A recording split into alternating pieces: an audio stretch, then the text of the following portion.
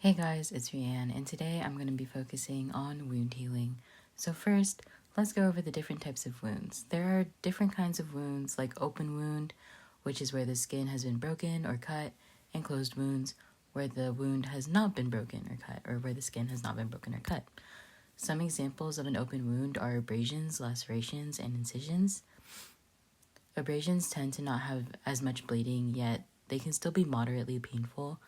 You can get an abrasion from things like falling down on pavement or friction against a rough surface. Lacerations are wounds caused by a sharp object that can be very bloody. It can happen from multiple scenarios like bad work with a knife or broken glass. It can also happen from assorted sports injuries or even animal bites.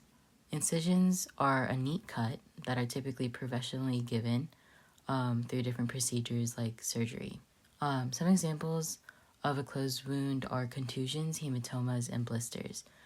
Contusions are also known as bruises. In this injury, there are some damages to the underlying blood cells. Appearance can differ from person to person because of the colors and the intensity. Hematomas are like bruises but are considered to be more severe.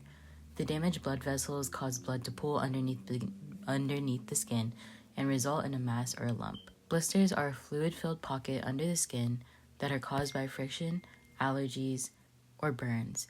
It can become an open wound if it were to break open. Wounds can be acute or chronic.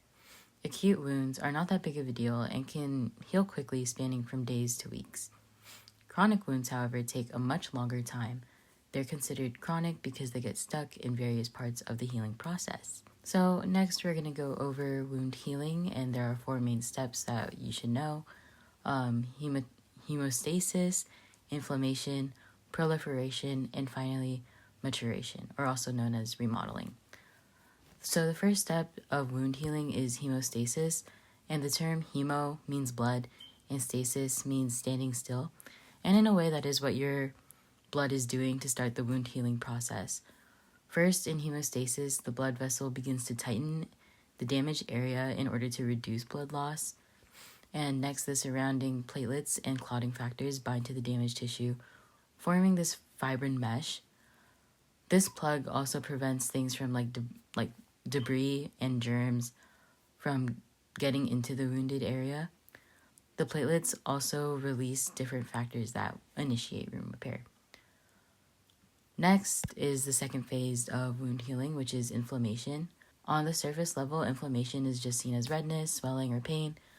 You probably heard it before, and you probably seen it before on yourself. However, on a deeper level, it is a critical step that involves neutrophils, macrophages, and other stuff that filter the wound site and participate in phagocytosis, which eats up all the bacteria and debris in the wound. So next is proliferation, and proliferation has 3 main parts. Angiogenesis, where new blood cells or new blood vessels are formed, which are promoted by growth factors and cytokines. Granulation, fibroblasts are attracted to the growth factors, and they produce granulation tissue that help form a matrix of various proteins and collagen fibers and elastin and more. Lastly, reepithelialization. Keratinocytes use the matrix formed during granulation to initiate reepithelialization, applying and moving across the damaged area. Lastly, maturation, also known as remodeling. New layers of epithelium and scar tissue are formed, and now the skin is patched, so now you don't have an open wound if you had one in the first place. So different factors can also affect wound healing. Some eccentric factors are age and different health conditions. In the diagram, you can see that older skin doesn't have as many fibroblasts, and the different fibers like elastin have become not as reliable as those in young skin because there's like gaps and breaks.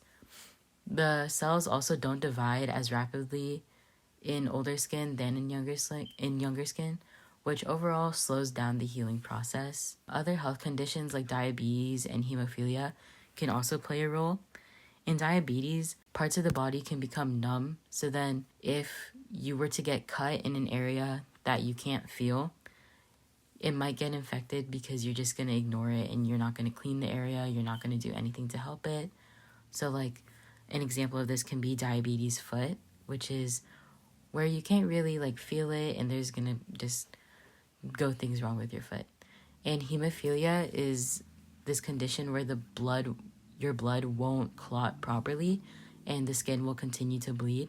So if the blood can't clot, then it will be really hard for the rest of the wound healing process to take place. Some eccentric factors are infections, oxygen supply, and medications. Infections can be very bad, but can also be treated with antibiotics. Low levels in bacteria in cuts can be somewhat beneficial to wound healing, but too much can be definitely detrimental. Infection causes more inflammation in the wound and can further damage the surrounding tissues. So oxygen supply as well.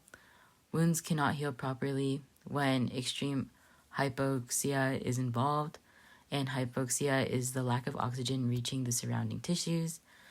Oxygen is needed for various processes such as cell proliferation, angiogenesis, and protein synthesis, and much more that would allow the blood to clot and, your wound to heal. Lastly, medications. Medications like antiplatelets, anticoagulants, and fibrinolytic drugs make it hard for the blood to clot, preventing the initiation of wound healing. So all of the things that I just mentioned are typically used when the blood clots too much, which can also be very bad. So then, it just makes the blood thinner and obviously makes it harder for the blood to clot. That is all that I have for my video. Thank you so much for watching.